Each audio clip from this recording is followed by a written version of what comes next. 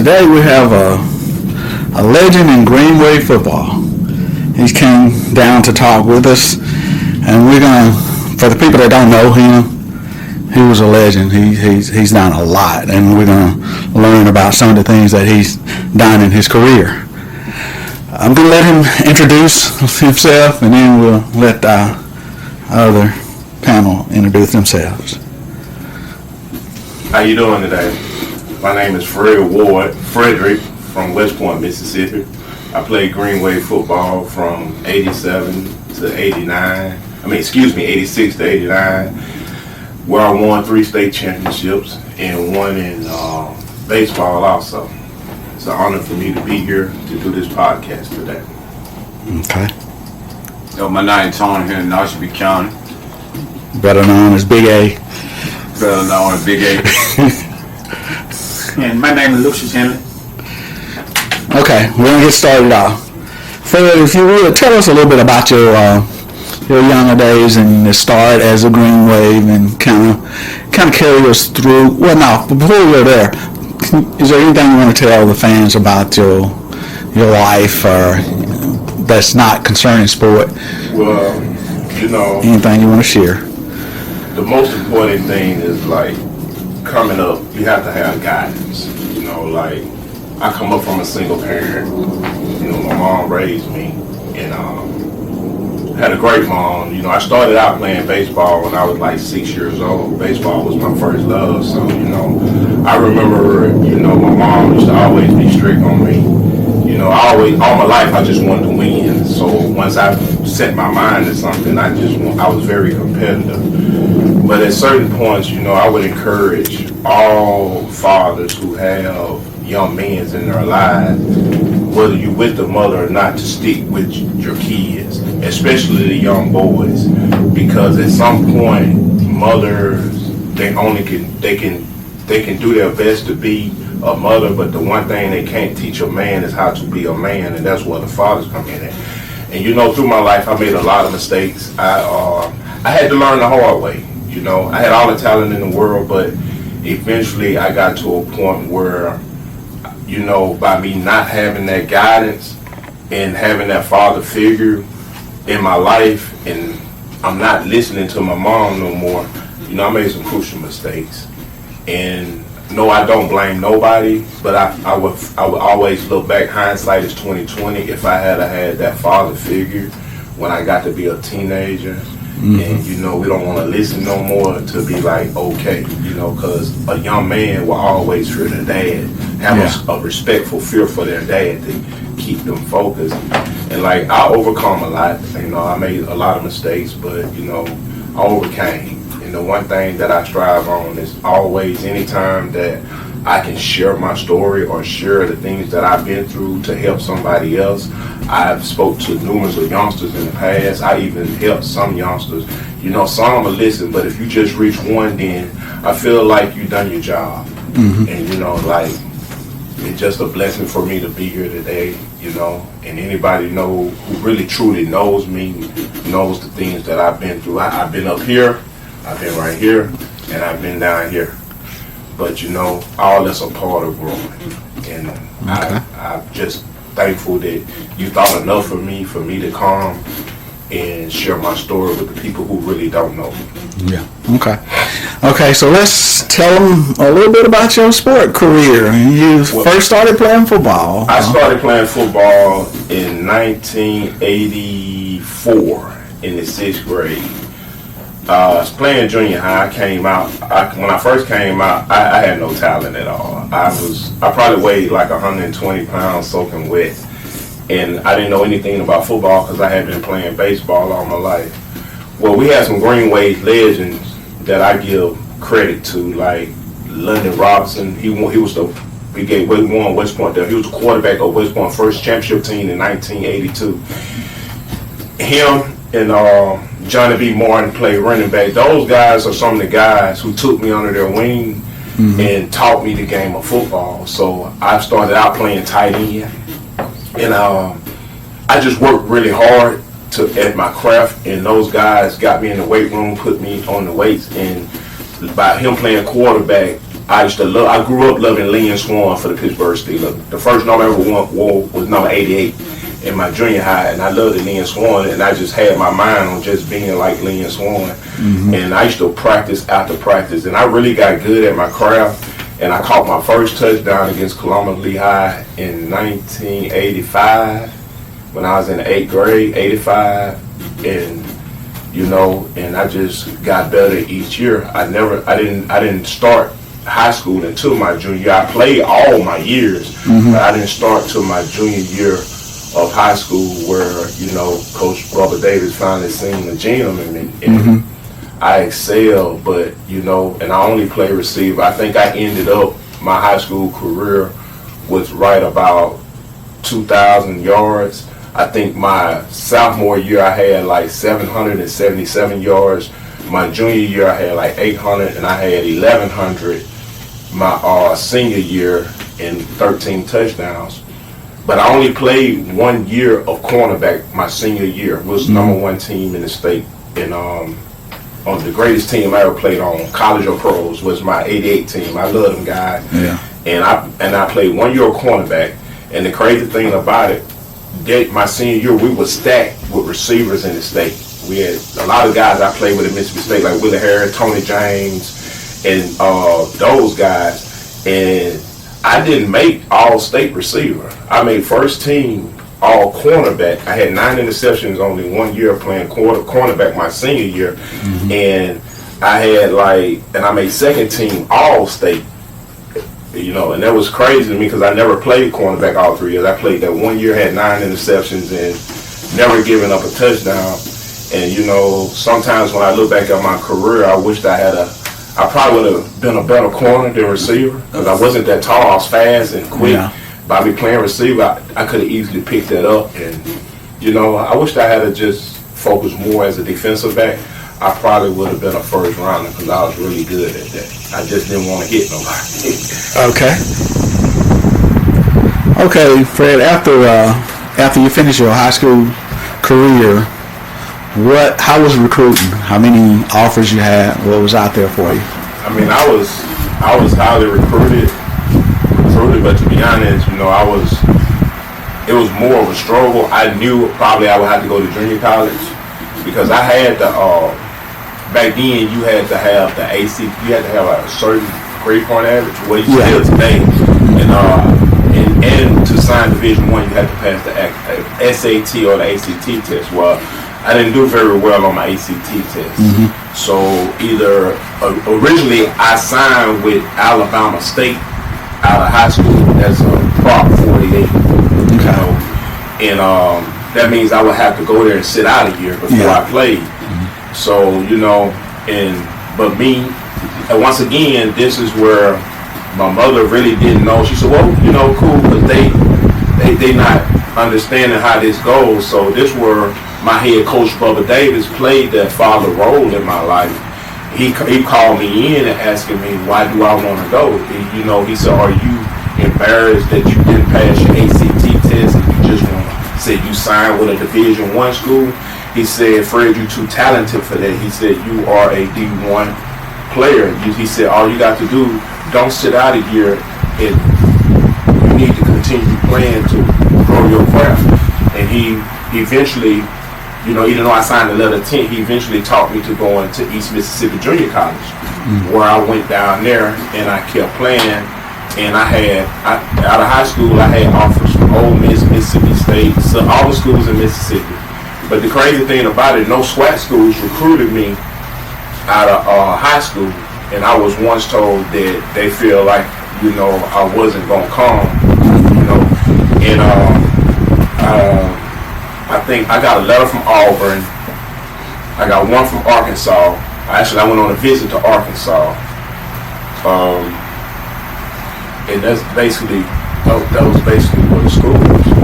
So but a lot of them shied away because I probably wasn't going to be able to sign because of my ACT score. So I would either have to sign a Proposition 48 or either go to junior college and, get that up and then go on.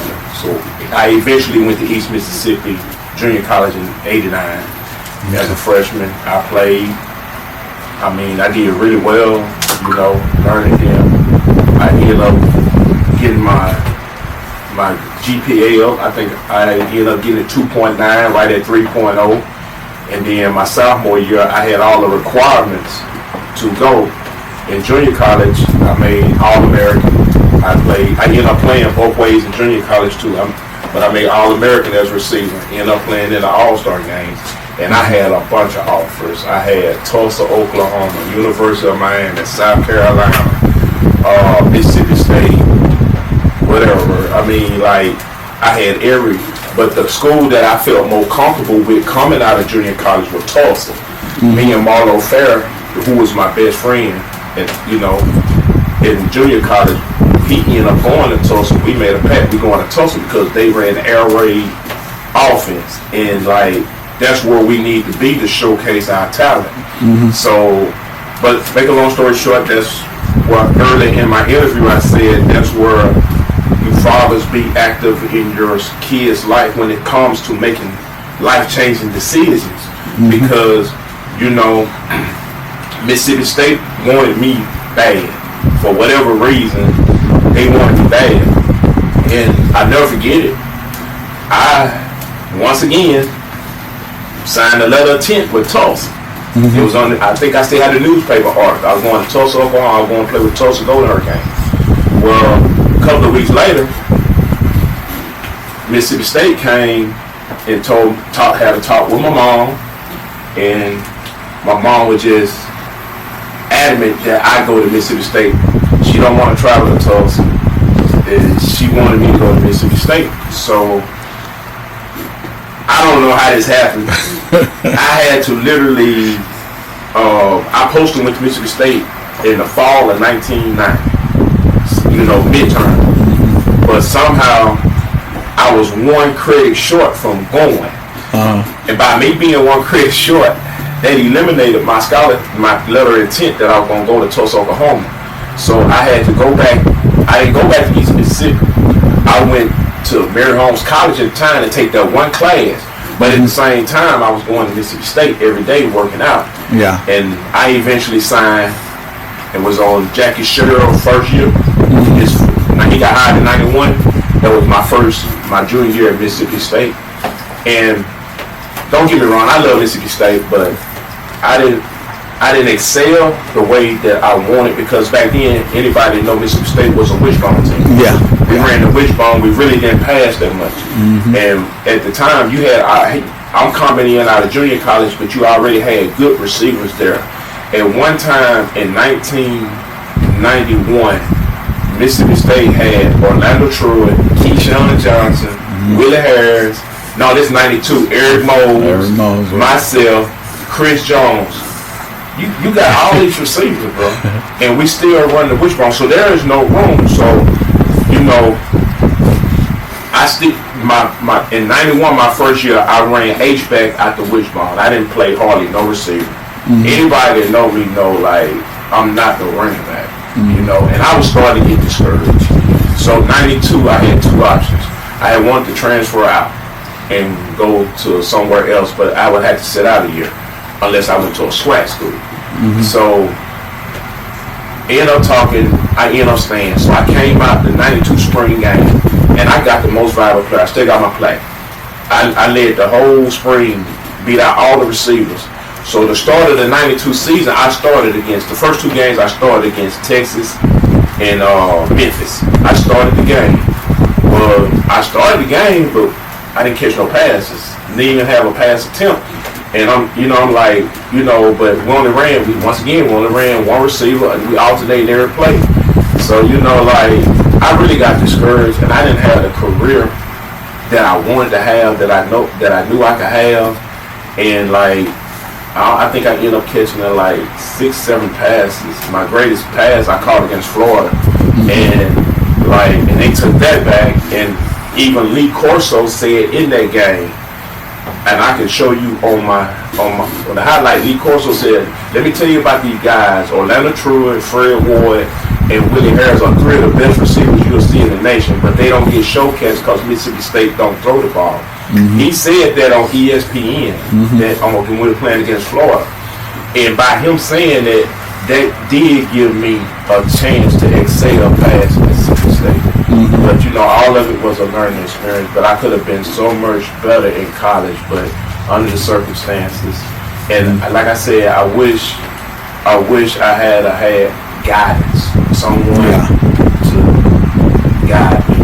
And that's the reason why I'm very adamant about fathers being there and being active in your children's life.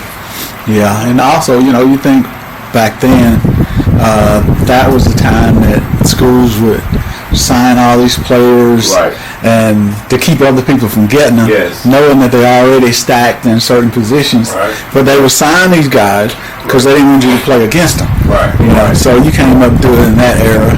But, you know, you had a good career because it led you to other things. You know, even though you didn't have all the catches that you normally would have had, say, at a school that threw the ball. Right. But hey, talent, they're gonna pick talent out. NFL scouts, they know the talent, whether you had 15 catches or 60 catches. Right. You know, they can pick the talent out. Okay, coming out of Mississippi State. Did you?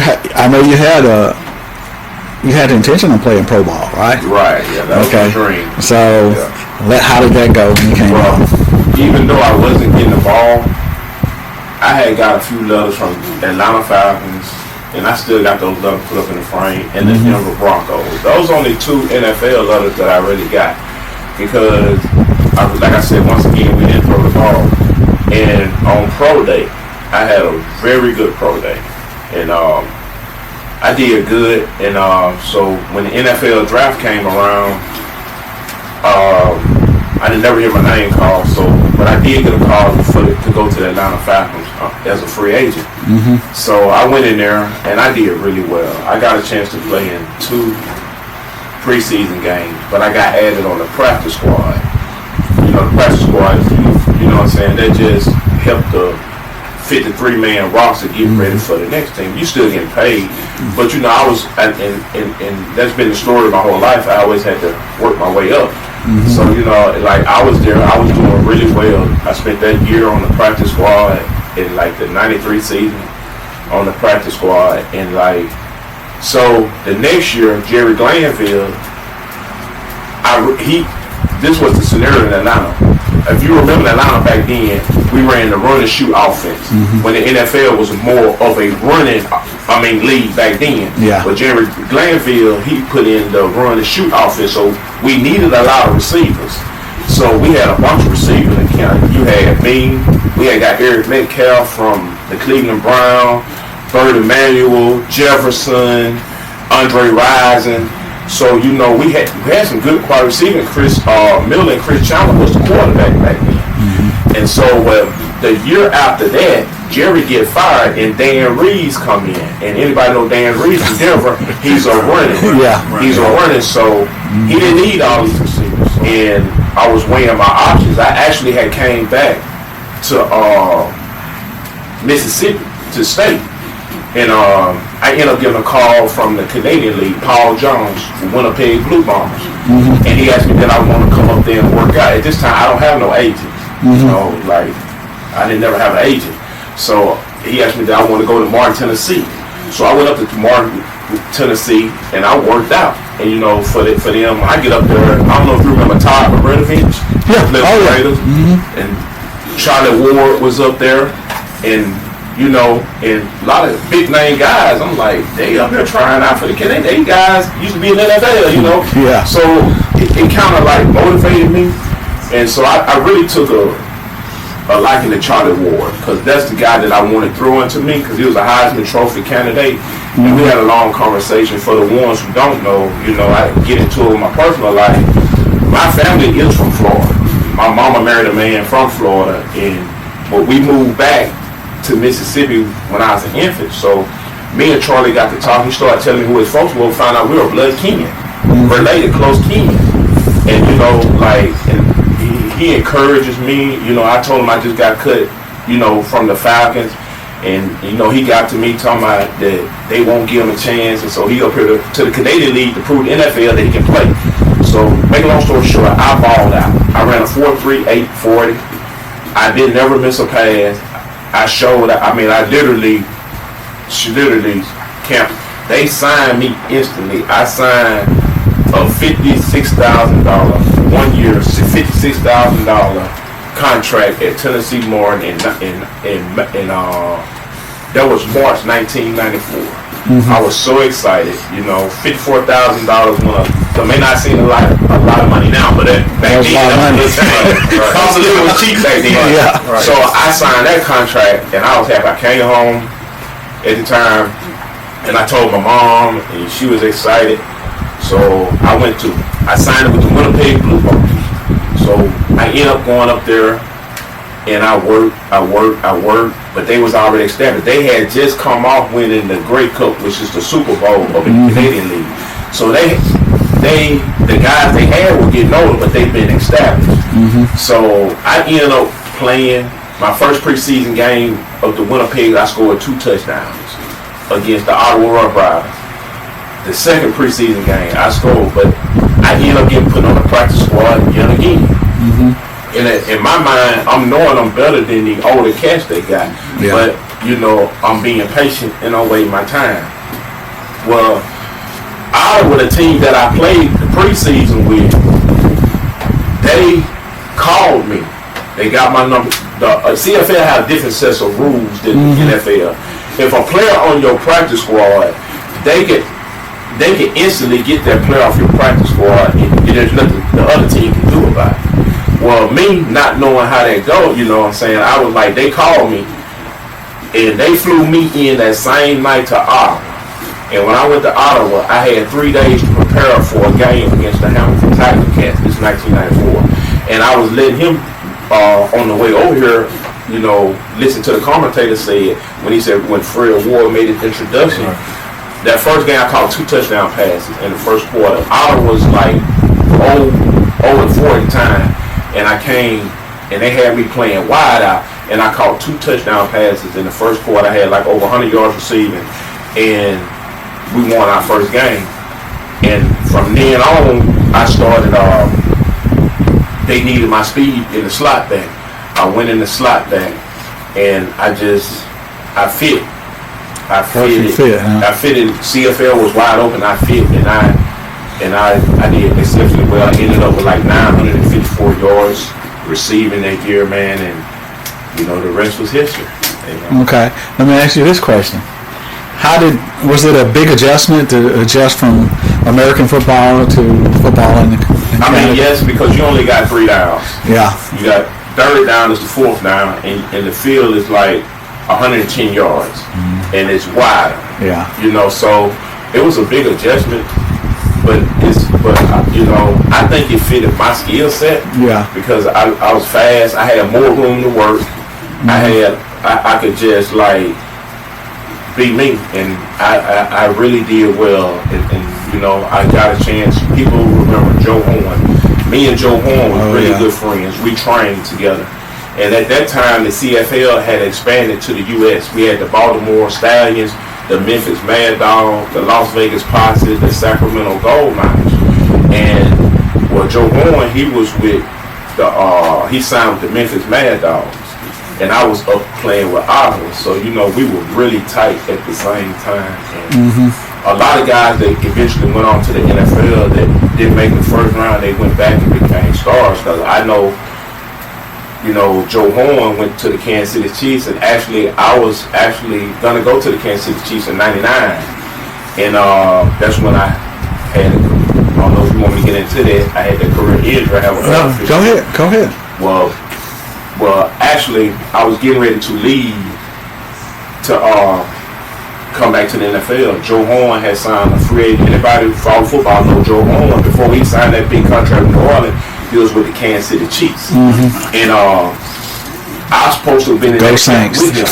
I supposed to have been in that camp with him. But he left and went and started training for it. I wanted to stay in the Canadian League and, make a little extra money, come on and play. Well, make a long story short, May 8, 1999, I was running a simple post corner route. And back then, they don't have the new upgraded turf that they got, and I went to step one way and I went to go another way, and my whole hip popped out. And like, you know, like it initially when it popped out, I tried to get up, but I looked on the side and my ball and socket was sticking out like that. So the trainers came back and they stuck something in my mouth and they popped it back in to stabilize it. So at the time, I just thought it was a dislocated hip, but it was more than that. I had a fracture in my pelvis, and I had cartilage damage around my ball and socket, which would eventually I needed a hip replacement. But because I was so young at the time, like 28 years old, they didn't want to give me a hip replacement because there's only so many times you can have it. By me being young and active, I would have wore it out. Yeah. So what they did was let me keep all my regular parts, put a steel rod into my femur, and just put a lot of bolts and stuff. I wish I would have brought my X-ray that I had in me to keep me stabilized. But the chances of me ever playing football was over. Yeah. Wow. And I was devastated. And you know that anybody that knows me, like I'm 54 now, and I'm still active in sports, and that I was devastated, and it took a lot out of me. But in my mind, I felt like I could get over it and still play. Yeah. So in 2003, I started training again, and I'll never forget I was trying to get back to the CFL, just basically off my name. And the Saskatchewan Rough Riders, they had a workout. It was my quarterback. That was my quarterback when I was in Ottawa. He was the head coach of that team. Okay. And I said, well, he gonna give me a shot. I got, understand you me. I got all this, but I'm running. I ran a 4.4, and I done worked out, and I done bulked up to about 202. My normal playing weight was 195, so I went to the training, I went to the workout. I did good, but he came to me and told me afterwards, he said, you ain't the same. And it broke my heart. Yeah. Because then the reality side in, and that was the last time I ever was on the football field as far as doing anything was in 2003, May of 2000. Matter of fact, it was May 3rd. I remember these dates. They were May 3rd, 2003. And that broke my heart, and then I had to come to the realization that I was going to never be able to play football no more. And understand me, I'm still young. I'm like 28, 29 years old, and that was my whole life, you know. That was some of the things that I used as motivation to make me better and keep me out of trouble. Sports have always been my place of peace, you know. Yeah. And it devastated. Yeah, I know and I always say this all the time that, you know, I played, you know, back in the 70s. Right. So I feel like all the guys that has played since then, it's like brothers, my little brothers. You know? It's a brotherhood. Football brings people together, you know, and you have friends, lifelong friends through football. And when you go to the level that you have, you got friends all over the country, you know, when you go to that level. So I think you had a question, Lucius had a question relating to the Canadian League. You played, how many years you played Canadian League? I went to the Canadian League in 95 and I ended in 99. So what was your career stats? Do you know? I think I ended up like with maybe about between 2,800 and 3,000 yards receiving. I think I had like 15 or 16 touchdowns. So I had that one really great year in 95 and 96. 95 and 96. I had that really one great year. And I think I had right at 900 some yards receiving. And then, you know, rest of the year is like maybe right at 600 or better. But that first year, but you know, my reason I had such a great year because I wasn't known up there, and I faced a lot of double coverage. You know, later years, I wasn't getting the ball as much as I got it my first year up there because teams said, okay, he can play. So you know, they started tightening it down. So I don't know, you might be already in, but you ever thought about getting into coaching, or you already in coaching? Well, like I said, I help out at the high school, and there's some things that I haven't yet got into, but I'm in the process of doing some things to get into coaching, and I have to finish up. First, I have to finish up, my school at Mississippi State because I left early. I think I'm like 17 hours of getting my degree. So, but there've been things, but as far as helping the kids, Coach Morgan, even Coach Chamberlain, before he left, they offered me plenty of times to come out and help the kids. But at the time, my job skills that I had, I wasn't able to go coach. Yeah. But I have spent weekends working with youngsters, and I have had parents to call me, would you work with my son? You know what I'm saying? Teach them and stuff like that. So I do that on the side when I got time. But yes, but for me to just go into coaching full time, I have to get some things situated, and then I have to get my degree. Okay. So I think Tony has questions. I got 2 questions. Okay. My first question is,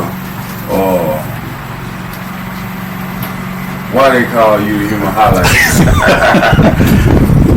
To be honest with you, our Bud Bowens gave me that name a long time ago. Ooh, mercy. Yeah, Bud Bowens is one of my biggest fans. I love him to death. Every time he see me, he call me Mr. Number 1. And a lot of people don't know I'm the first guy to ever wear number 1 in West Point High School history. Wow. We never had a number 1, and I'm the first one to wear number 1. So he always called me Mr. Number 1. And for my generation, yeah, I was.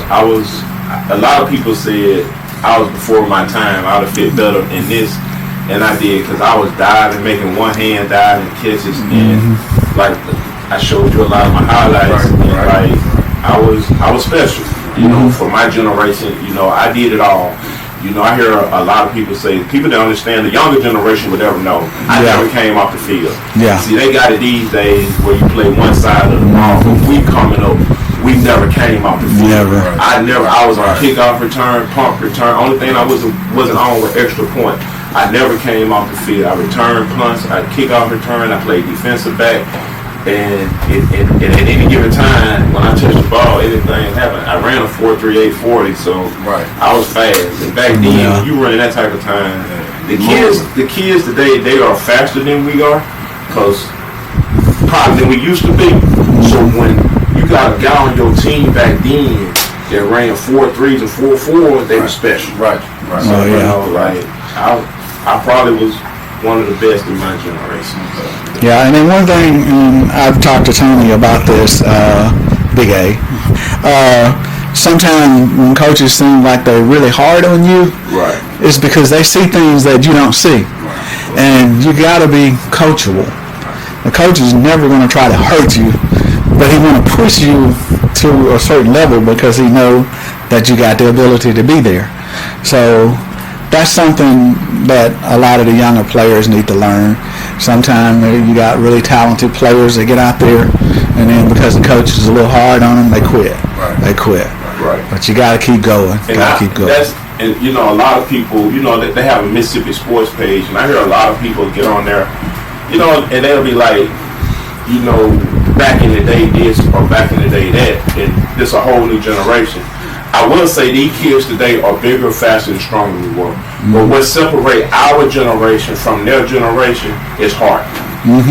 These kids, very few, don't have the heart. I listen to they can't practice when it's a certain temperature or this and that. And when I came up, I think it's 100 degrees back then or today. Yeah. And it's just that, to me, the heart would separate us from them. We had the heart and will to go out there and do. You know what I'm saying? We wasn't spoiled. We didn't know what heat was. We just, you know what I'm saying? We didn't have no fans on the field. We had water hydrants, water hoses coming out. Right. We didn't have nobody bringing special made water out. We had water hoses. And that made us tough, And these kids today are special. Yeah. They are special, but I wouldn't trade my generation for nothing because we didn't know the stuff that they have come accustomed to. We didn't know nothing about it. Okay, but I'm gonna tell you something, and Lucy can vouch for this. I know what you're saying, but when you're out there working and you got some guys slowing around, Right. and then a head coach say, "Managers, pull out the Gatorade." Yeah. Pull out the Gatorade. Pull out the Gatorade. It's 100 degrees out there. So then that made you get on your teammates, Right. and then like if you the 2-man sled. Yeah. You get up on there, you get to pushing the 2-man sled, and they putting brakes on it, slowing the thing down. And then if you start going around in circle, I mean, you and your teammate was going to be pushing it all day. Right. So you had to get on the teammates. Those days was something. And Right. go ahead, Lucius. I finished it back when we played in the mid '70s. Them tour days, and you didn't really play football. Yeah. Them tour days make you quit. Right. Oh yeah, yeah, It'd be so hot out there. And we play 9 o'clock in the morning, 9, like 10, 3 3 o'clock o'clock in the evening. yeah. Them tour days were tough, man. We had what we ended up with like 25, 26 players. When we won the championship, I think we had 20 or 29. I know, so, Yeah. So what Fred was saying about staying on the field all the time, Yeah. we had to. We had no other choice. Right, yeah. So you had to be in shape. Right. You had to be in shape to do that. Hey, Mark, I got another question too. Actually, I got 2 more questions. Piggyback on what you said, you know what I'm saying? Beginning of the interview. What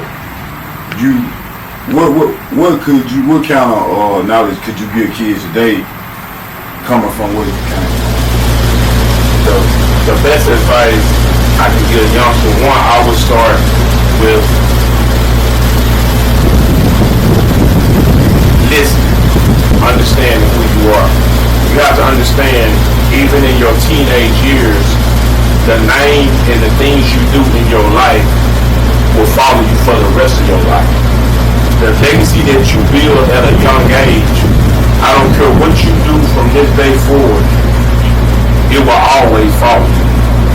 Trouble is so easy to get into, it'll take a lifetime to get out of it. It don't matter how much good that you do in your life, if you get into that trouble by making wrong decisions, or just out there trying to, under peer pressure, want to be like a rap song or be like your buddies or something like that, you may be able to overcome that, but that bad that you've done will always follow you and cost you career moves in your life.